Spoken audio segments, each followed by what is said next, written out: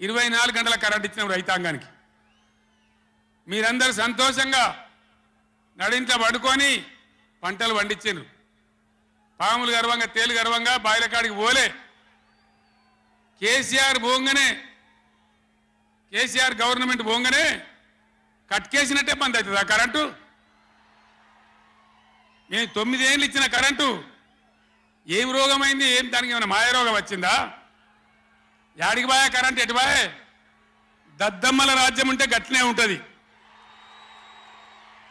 చాతగాని చవటల రాజ్యం ఉంటే గట్లనే ఉంటుంది. వాళ్ళు ఉన్నంత మాత్రాన మనం నర్వస్ కావద్దు. ఎక్కడికక్కడ నిలదీయాలి. ఏమైందిరా బిడ్డ నా కరెంట్ అని అడగాలి. ఇవాళ నేను ఒక మాట కుల్లా చెప్తున్నా.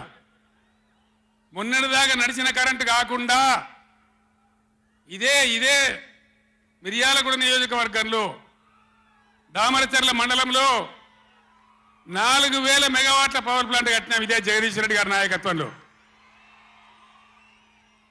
అయిపోయినాయి. 80% పనులు అయిపోయినాయి. 90% అయిపోయినాయి. అది కష్టపడి చేసేస్తే 2-3 నెలలు తిప్పల పడితే 4000 మెగావాట్ల పవర్ వస్తుంది. రామగుండంలో ఆనాడు మొదలుపెట్టినటువంటి ఎన్టీపీసీ పవర్ వచ్చేసింది. ఆల్రెడీ 800 మెగావాట్లు వచ్చింది. ఇంకో 800 మెగావాట్లు రాబోతా ఉంది. అంటే ఆనాడు నేను నడిపినాడు ఉన్నదానికంటే 5600 మెగావాట్ల పవర్ కరెంటు ఎక్కువ ఉండంగా కూడా వీళ్ళకి ఏం రోగం పుట్టింది? కరెంటు ఎందుకు ఇస్తలేరు? ఎందుకు తిప్పల పెడుతున్నారు? బిడ్డ అయ్యేలా చెలో నల్గొండతోనే ఆపం. ఎక్కడ దొరికితే అక్కడ బదాలు నిలదీసి మీ కథలు చేస్తాం. ప్రజలను కరెంటుకు తిప్పల పెట్టినా, నీళ్ళకు తిప్పల పెట్టినా, మంచినీళ్ళకు తిప్పల పెట్టినా ఎక్కడికక్కడ మిమ్మల్ని నిలబెడతాం.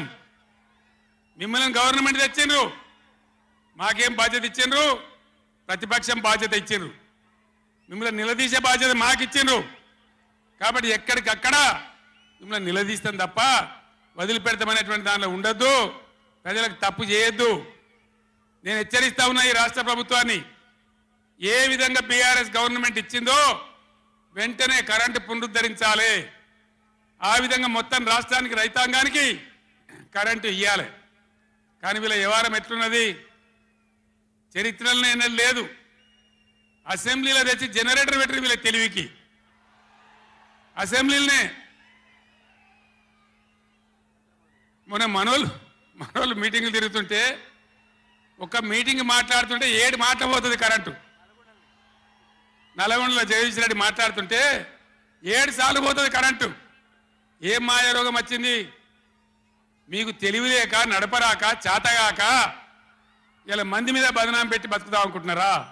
అట్లా కాదు బిడ్డ, జాగ్రత్త. బతకనీయం, ఎంబడబడతాం, వేటాడతాం.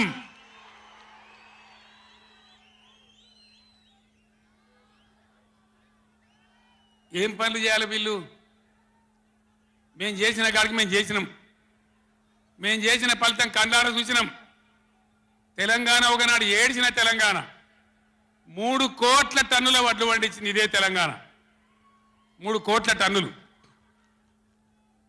ఏం బీమారీ వచ్చింది నాకు అర్థం కాదు.